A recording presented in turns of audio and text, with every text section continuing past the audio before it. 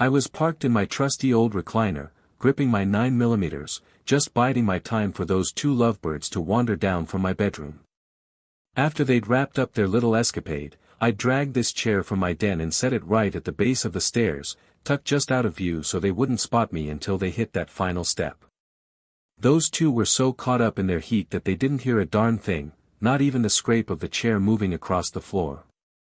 I'd come back early from a work trip, hoping to catch my wife, Elaine, off guard with a surprise getaway to Hawaii, only to walk into my own house and find a trail of men's and women's clothes scattered all over, leading right up the stairs like they couldn't wait to tear into each other on their way to my master bedroom. While I sat there stewing, I dialed up my buddy who handles the criminal cases at our law firm, spilling the whole mess I'd stumbled into when I got home, and letting him know I'd probably need him to bail me out of the slammer later tonight. He told me he'd be at the station waiting and begged me not to do anything stupid like killing anybody. I just chuckled and said I'd do my best to keep my cool, though I wasn't making any promises. Then I rummaged through the lover boy's pants, snagged his wallet, and flipped through his ID, credit cards, and some family photos of his wife and kids staring back at me. I also grabbed his phone, which he'd carelessly chucked onto my coffee table, probably out of habit, making me think this wasn't their first rodeo in my house. While I waited, I decided to ring up his home number, figuring I could use a little company, someone who might get the raw ache of betrayal eating at me right then. As I sat there, itching for the showdown, the phone rang a few times before a furious woman finally picked up. It was pushing 1 a.m., and she was yelling, "Jeffrey, where the heck are you, you no good jerk? Yesterday was your little girl's 5th birthday, and you crushed her heart, you lousy creep. One more stunt like this, and I'm done, I'll file for divorce, I swear it." I cut in, "Hey, Laura Bennett, I'm real sorry for waking you up like this. I didn't check the time. Jeffrey's tied up at the moment, but I'll make sure he gets your message when I can." She snapped back, "Who are you, and how'd you get a hold of Jeffy's phone?" I answered, "Name's David Harper. I found his phone sitting on my coffee table when I got back early from a business trip." "Kelly, huh?" she said. "You wouldn't happen to be Elaine's husband, would you?" "She's Jeffy's secretary." "Yeah, that's me, guilty as charged," I replied. "And it looks like my soon-to-be ex-wife is a whole lot more than just a secretary to your Jeffy boy." She must have missed that last bit because she barked, "I don't give a damn how busy he is. You get him on this phone right now, or tell him not to even think about coming home ever again." "Oh, Laura Bennett, I don't reckon he'll be picking up the phone anytime soon, and he sure ain't coming home right away," I said coolly. "See, he's gonna have to wait until the ER docs are done patching him up after I put a bullet in his sorry hide for messing around with my wife in my own house, in my own bed. I'm more than a little ticked off at Jeffy boy and my soon-to-be ex, if you couldn't tell." "What did you just say?" she screeched, her voice hitting a new pitch. "Yeah, right now, they're upstairs getting cozy, or at least what's left of their tiny brains are," I explained. I didn't have it in me to barge up there and shoot M, it'd make a real mess of my bed. Plus, I'm so fired up I might miss and end up killing M both by accident, so I'm just cooling my heels down here, waiting for them to finish up and come down for a drink. Elaine always needs something to sip on after a wild session like that. "Oh, hang on, I gotta go, I think I hear him starting down the stairs. If I can, I might let Jeffy boy give you a call soon, so keep the phone close. Worst case, I'll have Elaine ring you up to let you know which hospital the ambulance hauls him off to." Laura shot back, "Don't even worry about it, I'm done with him for good, I don't want to see his face or hear his voice ever again." "Hey, Laura Bennett, take a second to think about your kids," I warned her. "They'll resent you if you keep M from seeing their dad while he's laid up in the hospital recovering. You don't deserve that kind of grief, and from what I can tell, you ain't got no fault in this whole ugly mess." "You don't either," she let out with a heavy sigh. "Alright, I'll be waiting for your call then." And with that, she hung up. As I sat there, just waiting for the storm to hit, my thoughts started wandering back to the life Elaine and I had pieced together over the years, 7 years of marriage, a nice little house out in the suburbs, and those weekend getaways to the coast whenever we could swing it. I'd poured everything I had into making her happy, giving her all I could muster. My chest was thumping hard, a messy mix of anger and heartbreak crashing over me like a wave. Every memory we'd made together now felt stained, every, "I love you," she'd whispered while I was off on business trips turning bitter, like poison seeping through me. This betrayal sliced deeper than any blade ever could. I glanced over at the wedding picture hanging on the wall, we looked so darn happy back then. Was it all just a sham? Did she ever really care about me at all? My grip tightened on the 9mm as I caught the sound of footsteps upstairs.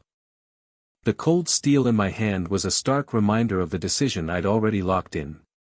There'd be a price to pay for both of them, not just tonight, but for a long time down the road.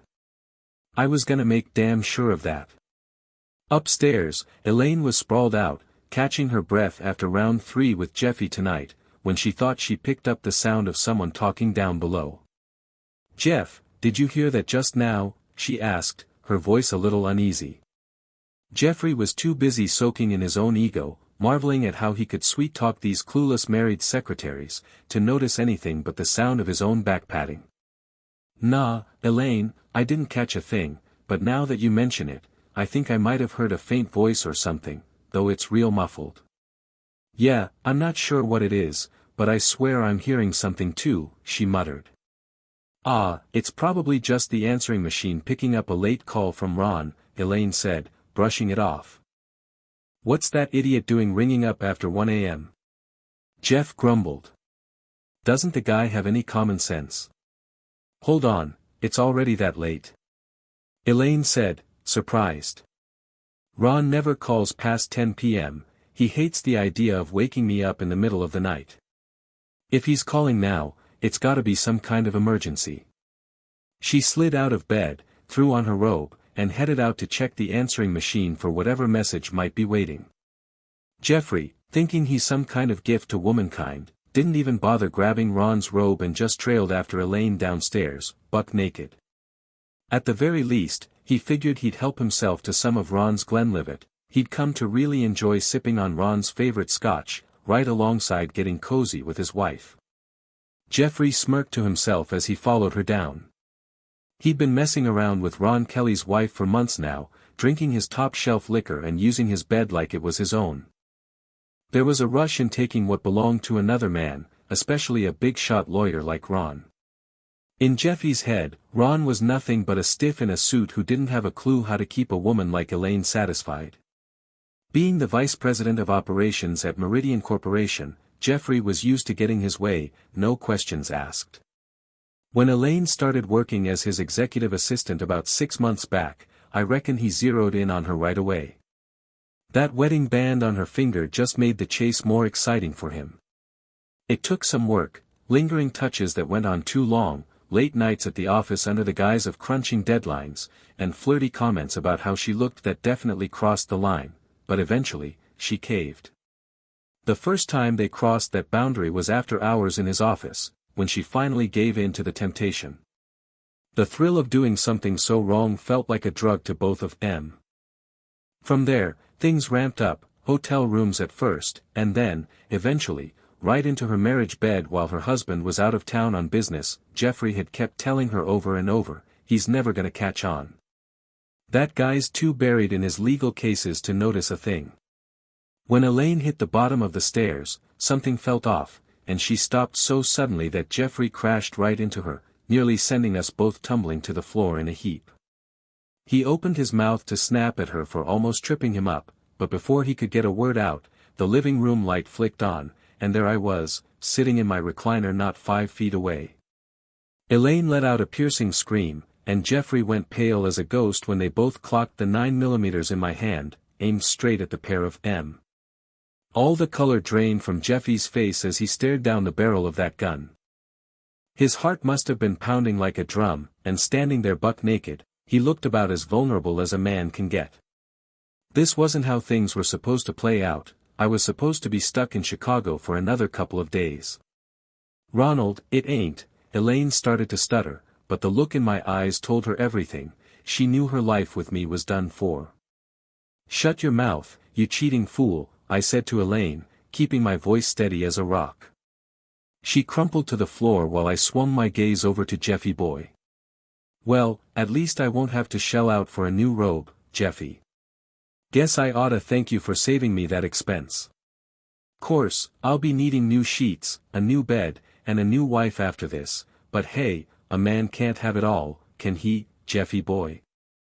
Jeff started inching backward, probably scrambling for some way to bolt, but I fired a shot right into the banister to stop him dead in his tracks.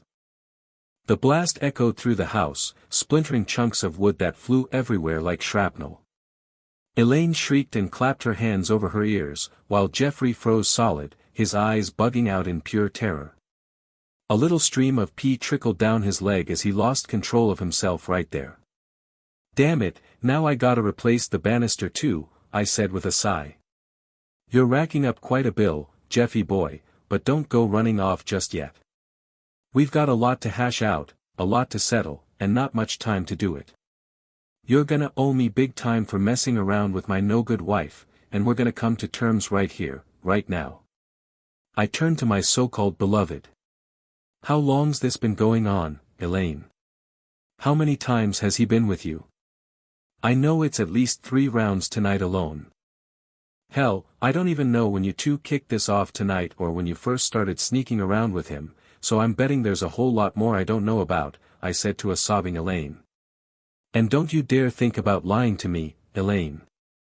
Elaine could tell from the icy calm in my voice that I meant business, serious as a heart attack, and I wasn't about to show either of these cheaters an ounce of mercy.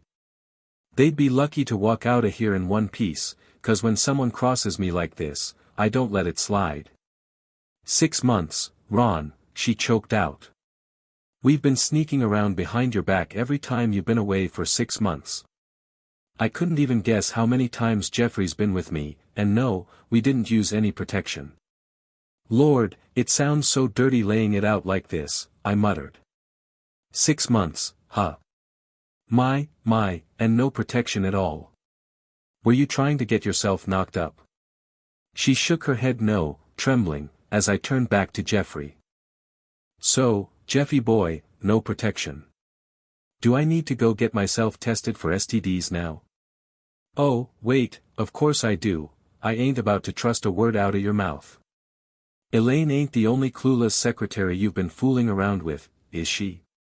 Come on now, Jeffy boy, let's hear the truth." Jeffrey didn't say a peep. He was starting to look real uncomfortable standing there at the foot of the stairs, stark naked, staring down a crazy man with a gun pointed right at his most sensitive spot. Elaine looked like she'd been slapped. I reckon she'd never even considered the chance of passing something nasty from Jeff to me, and the fact that she hadn't thought about it seemed to hit her hard. "Oh God, Ron, I'm so sorry," she whimpered. "I didn't even think about STDs, but I've been on birth control pills the whole time, I swear." "Well, ain't you just the most considerate cheating wife, huh, sweetheart," I said with a bitter edge. "Oh, wait, I guess you ain't my sweetheart no more, are you?" "Haven't been for at least half a year now." "So tell me, is Jeffy boy the first guy you've stepped out with, or were there others before him?" "Jeff's the only one I've ever betrayed you with," she insisted. "You've gotta believe me, Ron, I only love you. This thing with him, it's just physical, nothing more." "Nah, Elaine, I don't gotta believe a single word that comes out of your mouth," I shot back. "And it ain't just physical, it's everything. On top of that, I don't buy for a second that you could still love me. You've torn our marriage to shreds, shattered my trust, and stomped all over my dignity. You broke the vows we made, robbed me of any shot at having kids with you, and who knows, you might have even wrecked my health, and yours, by being so reckless with this sorry excuse for a man, not even bothering with protection. That's the reality of it, Elaine," I yelled, my voice raw with hurt, slicing through the room like a blade. 7 years of marriage, boiled down to this filthy mess. The Hawaii tickets tucked in my pocket, meant as a surprise for our anniversary next week, now felt like some sick, twisted punchline. I swung my attention back to Jeffy boy. Now, what the hell am I gonna do with you, Jeffy? I said, letting the question hang for a moment. Let's think this through. First off, I'm slapping you with a lawsuit for alienation of affection, seeing as it's leading straight to my divorce from this unfaithful woman I called my wife. Then, I'm going after your company, their board of directors, your parent company, and their board too, for not enforcing the morals clauses in your contracts. But hold on, that ain't even the best part, I've saved the real kicker for near the end. With that, I chucked Jeffy boy his cell phone. I had a real eye-opening chat with your wife while I was waiting for you two to wrap up your little romp. By the way, you shouldn't treat your daughter like garbage. Yesterday was her birthday, and you skipped it just to mess around with my wife. Go on, call your soon-to-be ex home, you creep. Oh no, Ron, you didn't, Elaine gasped, her voice trembling. Oh, you bet I did, I fired back. Speaking of which, Elaine, did you ever think to mention to Jeffy boy here what I do for a living? She shook her head no, looking down. Well, Jeffy boy, I'm one of the top 3 divorce attorneys in this state, and the other 2 happen to work under me. Rest assured, I'll make damn sure your wife gets the best representation in her divorce case against you, and we won't charge her a single penny. Jeffrey turned away from me to make his call while I kept going. You, on the other hand, Jeffy boy, are gonna pay out the backside, literally. And with that, I fired a shot right into his right butt cheek. He dropped to the floor, wailing like a toddler, hollering, you shot me, over and over again. You're damn lucky I didn't kill you, you idiot, I shouted back.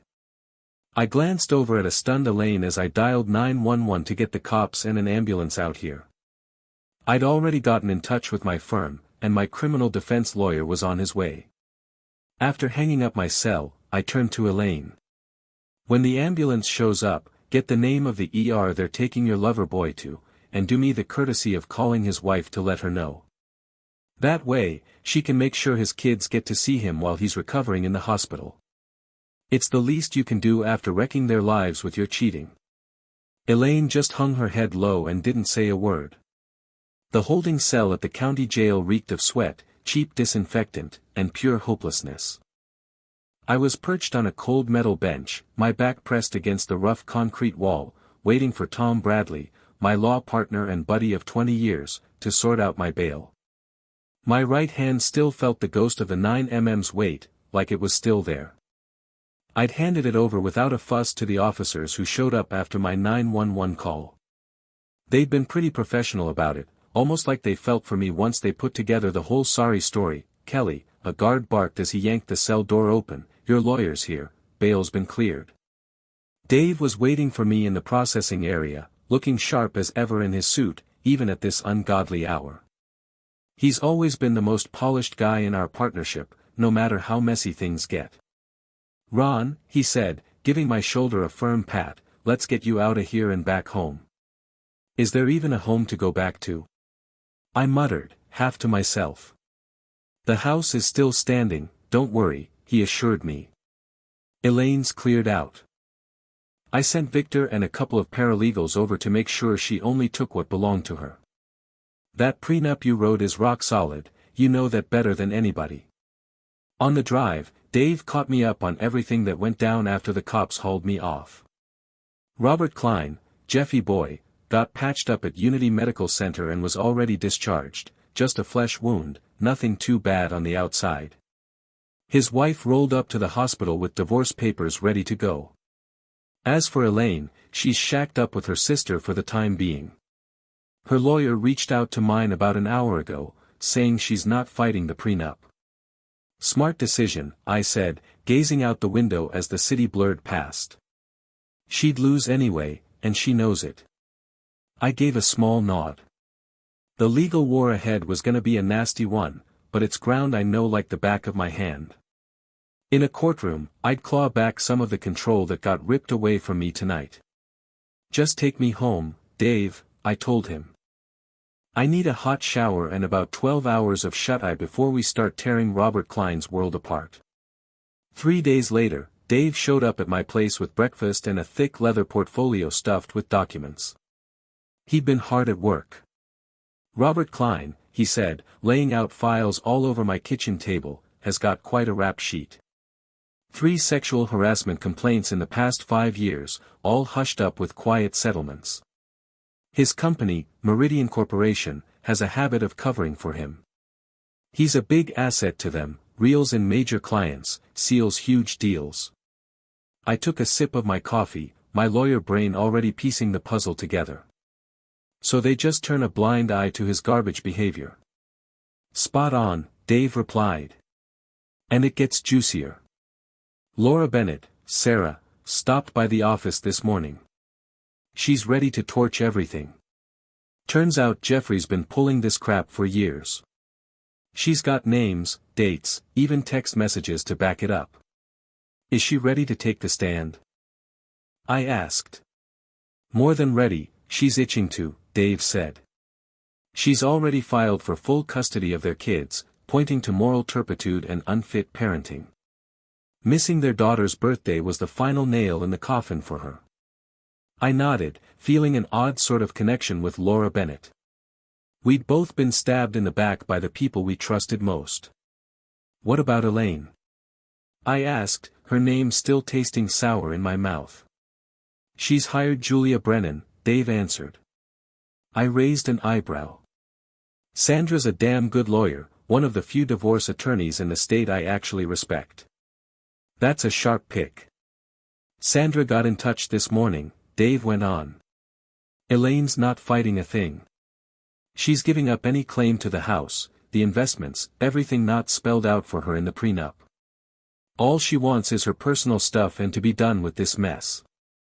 I gave another nod, shifting my focus to the stack of files. Now, let's talk about Klein and Meridian Corp. I want both of them to hurt bad. Dave cracked a grin. Figured you'd say that. The corporate headquarters of Meridian Corp took up the top 10 floors of a shiny downtown skyscraper. Barely 5 minutes after we showed up unannounced with a process server and a court reporter in tow, we were ushered up to the executive floor. Charles Newman, Meridian CEO, got up from behind his desk, sticking out his hand with a fake corporate smile that didn't even come close to reaching his eyes. Mr. Kelly, Mr. Harrington, what brings you here for this surprise visit? He asked. I didn't bother shaking his hand. You know damn well why we're here, Mr. Newman. Your VP of Operations, Robert Klein, has been carrying on an affair with my wife, who just so happens to be his secretary, an affair that's been happening mostly on company time, using company property. Newman's smile vanished. I'm real sorry to hear about that, Mr. Kelly. I truly am, but that sounds like a personal issue between you, your wife, and Mr. Klein. I gave a nod to the process server, who moved forward and handed Newman a hefty envelope. This turns it into your problem. Meridian Corp is getting hit with a lawsuit for creating a toxic work environment, failing to uphold morality clauses, and negligence in overseeing a sexual predator. Newman's expression soured as he glanced over the paperwork.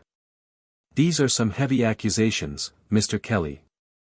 And we've got heavy proof to support them, Dave chimed in, including statements from several women who've been harassed or pressured by Mr. Klein over the years. Newman's jaw clenched tight. What exactly are you after here, Mr. Kelly? Justice, I said, plain and simple, and some accountability. Your company has let Klein run wild for years, sweeping complaints under the rug while he kept preying on women.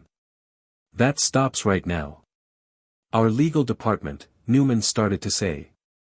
Your legal department, Dave cut him off, will probably tell you to settle this fast and hush it up, but we ain't interested in keeping things quiet. Every motion, every filing, every deposition is gonna be out there for everyone to see. The media's gonna eat this up. Newman sank into his chair, looking weighed down. What would it take to wrap this up on friendly terms? I leaned in close and laid out my demands, including a 7-figure amount that made Newman's face go pale. 2 days later, Newman called me himself to agree to our conditions. 3 years down the line, I stood on the lanai of my beachfront condo in Hawaii, watching the sunset splash the sky with hues of orange and gold, the very same condo I'd almost surprised Elaine with back then. I'd held on to the reservation, pushed it back 3 years, and finally decided to make the trip solo. My phone buzzed with a text. It was Laura Bennett, now back to her maiden name, letting me know she'd passed the bar exam.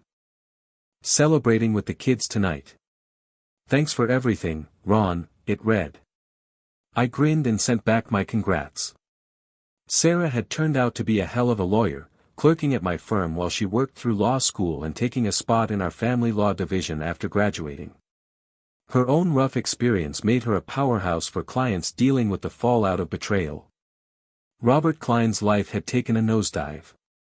After getting canned from Meridian, he couldn't land a decent job to save his life. The scandal had made him poison in the corporate world. Last I heard, he was peddling used cars in a nearby state, holed up in a tiny apartment, with alimony and child support eating up most of what he earned. As for Elaine, I hardly ever thought about her anymore. She'd packed up and moved out to the West Coast not long after our divorce. Word through old mutual friends was that she'd pieced her life back together, new job, new circle of folks. She hadn't remarried, though, and neither had I. My phone started ringing. It was Tom Bradley, my law partner and the guy who'd had my back through the worst of it all. Ron, he said when I picked up, sorry to bug you while you're on vacation, but I figured you'd want to hear this. What's up? I asked, curious about what had Tom sounding so serious. Elaine reached out to the office today, he said.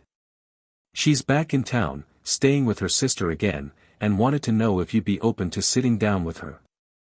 A quick tightness gripped my chest, but it faded just as fast. What did you say to her?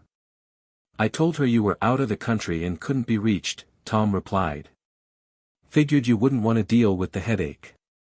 I stared out at the ocean, the sky growing darker by the minute. You made the right call. Whatever she's got to say, it's way past the point of matching. That's what I thought, Tom said, pausing for a beat. But there's more to it, Ron. She's not well. Cancer. Pretty far along. The news slammed into me harder than I expected.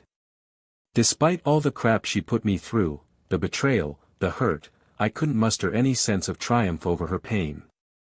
How serious is it? I asked quietly. Terminal, from what her sister says, Tom answered. We're talking months, not years. I shut my eyes for a moment, letting that sink in.